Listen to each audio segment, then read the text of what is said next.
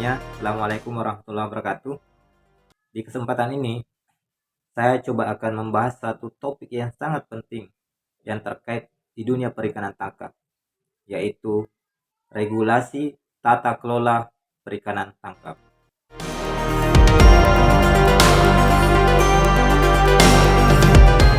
Kata tata kelola atau pengelolaan mengandung makna unsur membangun.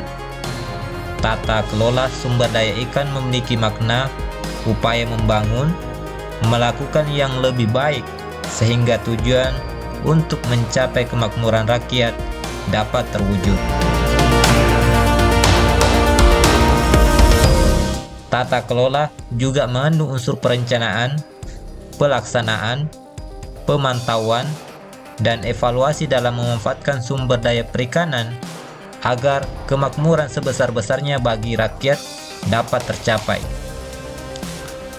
Campur tangan pemerintah dalam pengolahan sumber daya ikan wajib hukumnya. Pemerintah memberikan amanat tersebut melalui regulasi di bidang perikanan dan distribusi alokasi sumber daya ikan. Sumber daya ikan merupakan kategori sumber daya yang dapat diperbarui secara alamiah. Oleh karena itu, pemerintah harus mengatur tata cara pemanfaatannya sehingga bisa berkesinambungan dan keberadaannya tetap stabil.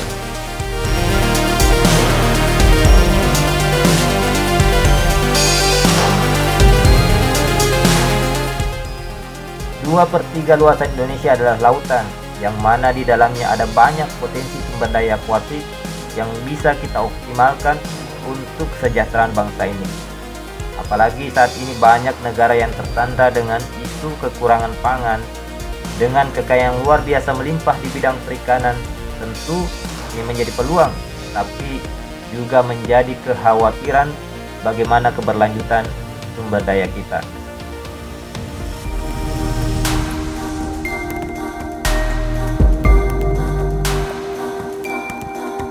Regulasi terkait tata kelola perikanan tangkap secara garis besar ada 3 yang ingin saya sampaikan.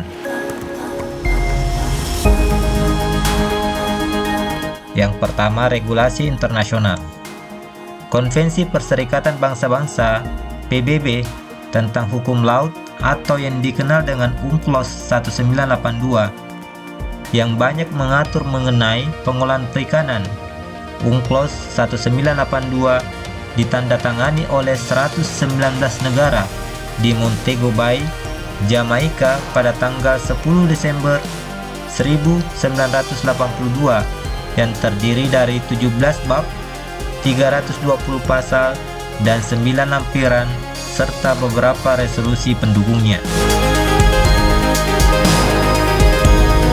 Komite FAO tentang Perikanan pada sidang ke-19 Maret 1991 mengembangkan konsep yang mengarah pada pengolahan perikanan yang berkelanjutan dan bertanggung jawab, di mana merekomendasikan perumusan atau suatu tata laksana untuk perikanan yang bertanggung jawab yang disebut dengan CCRF atau Code of Conduct for Responsible Fisheries, di mana ditetapkan pada Oktober 1995 untuk membantu negara-negara penghasil ikan, terutama negara-negara berkembang.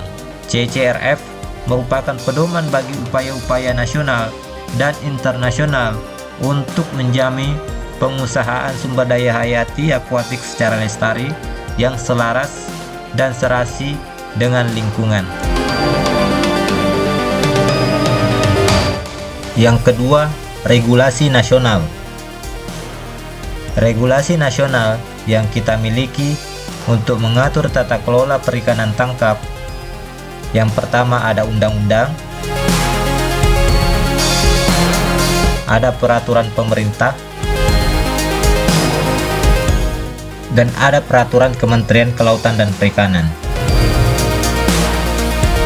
Dari sekian banyak regulasi nasional, saya ingin menyebutkan salah satunya, yaitu Undang-Undang Nomor 45 Tahun 2009 pada pasal 9 ayat 1, yaitu setiap orang dilarang memiliki, menguasai, membawa, dan atau menggunakan alat penangkapan dan atau alat bantu penangkapan ikan yang mengganggu dan merusak keberlanjutan sumber daya ikan di kapal penangkap ikan di wilayah pengelolaan perikanan negara Republik Indonesia.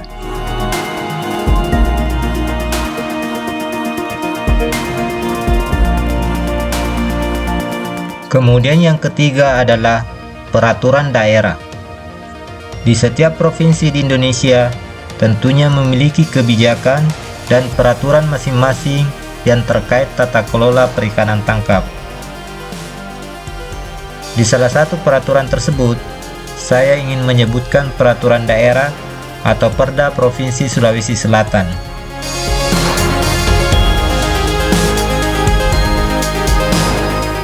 Yaitu Peraturan Daerah Nomor 1 Tahun 2020 yang berjudul Peraturan Daerah atau Perda tentang Perlindungan Sumber Daya Perikanan.